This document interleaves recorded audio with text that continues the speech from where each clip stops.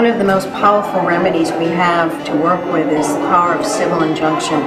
We use that when we find that there have been incidences where these dogs have been used and bet on. It's a gambling situation. People are making money on these dogs' misery. And when they're done as part of a business enterprise, and when the elements exist to bring an injunction, that is exactly what the county attorney will do. This is a habitual behavior. It is a cruel and criminal behavior with a horrific result. Several days ago, 14 pit bulls were brought in from Sergeant Quiera, and unfortunately they were deemed non-adoptable because while they were housed here, they became very, very aggressive towards the staff. I'm sure there are people out there that wonder why these animals have to be destroyed. And my answer is that it's very, very difficult to place those animals in environments where they're never going to be triggered to show their aggressive behavior. As the head technician for the Houston Humane Society, my job is to unfortunately euthanize a lot of these animals that we do not deem adoptable due to the graphic nature of their aggressiveness. Operation Dead Game, we euthanized 300 and more pit bulls, and it was a very emotional setting. After the initial euthanasia, me and several other technicians had taken several days off just to recuperate for what we had done, all because of inhumanity. From 2000 to 2008, we've experienced a 275% increase in dog bites attributed to pit bull dogs in our county. And that's a major concern for us because pit bull dogs, when they bite, tend to inflict more severe bites than a Chihuahua or a Poodle or a Cocker Spaniel. And what we were seeing is that there were more children involved in these bites.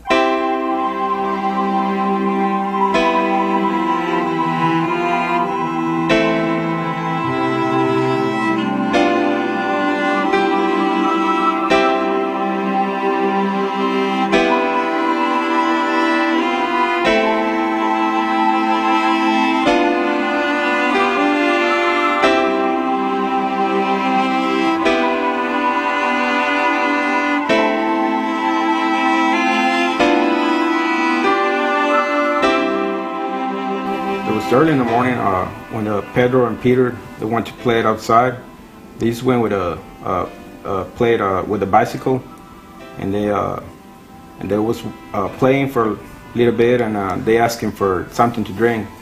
So Mom went inside and get something to drink, and there was very quickly when there comes Peter, and he comes very scared. Cuando vi a Peter que venía subiendo las escaleras de la traila, lo vi muy asustado y lo único que él me decía, Pichi, un gato, era lo único que él apenas empezaba a hablar.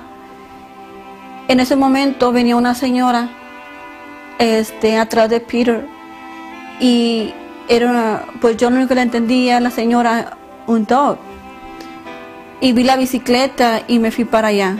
And she saw the bicycle, and she went to the bicycle looking for Pedro. Y yo le hablaba a él que se levantara. He was asking Pedro to wake up. No me respondía. He didn't answer. Y ya cuando lo agarré, lo vi que tenía sangre. When he grabbed Pedro, he was with blood. Pero nunca me imaginé una cosa así, que hubiera sido un perro. But she never imagined that it was a dog. She just grabbed Pedro and moved it to the outside of the trailer and waited for the ambulance. Se llevaron al niño en el helicóptero para el hospital y cuando me llevaron a mí al hospital, they called for a helicopter and they took it to the hospital. Y ya cuando llegué yo allá, el niño ya había fallecido. By the time we just went to the hospital, they just told that Pedro was dead. It was very hard to think how it happens. I mean, thinking on seeing a dog grabbing your kid or your son, taking him from one place to another until you kill him. It's hard to say it, and it's hard to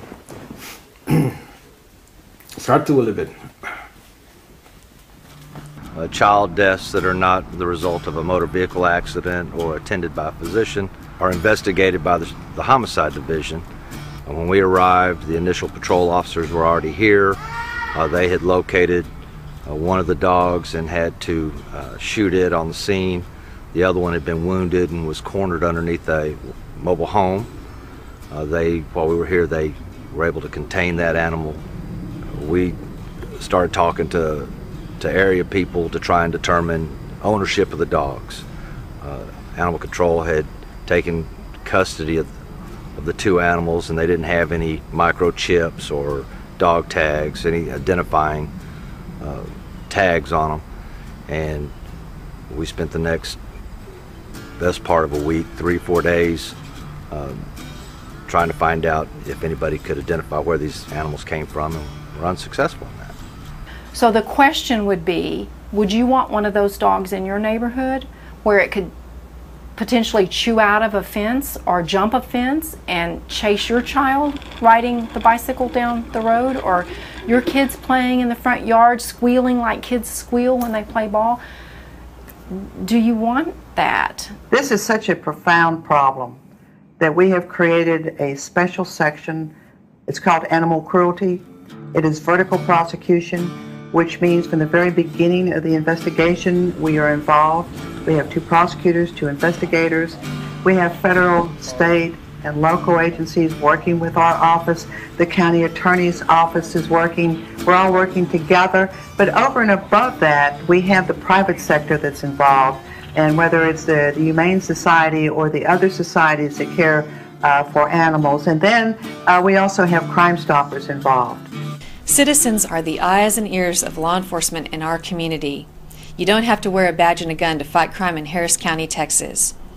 If you have information, you can call Crime Stoppers at 713-222-TIPS. Report crime, remain anonymous, and if your information results in an arrest, you'll receive up to a $5,000 cash reward to reduce and prevent dog fighting and animal cruelty in our community. Young juveniles between the ages of 12 and 15 years old were rounding up neighborhood pit bulls that were running loose on the street. They thought it'd be fun to go out and get these dogs to fight. And we discovered the dogs, some were missing skin, faces were ripped off, ears were bit chewed off. Some dogs could barely stand, bite marks and scars, fresh and old, all over their bodies. These dogs were left there to die a slow death. When we had found them, they were very weak.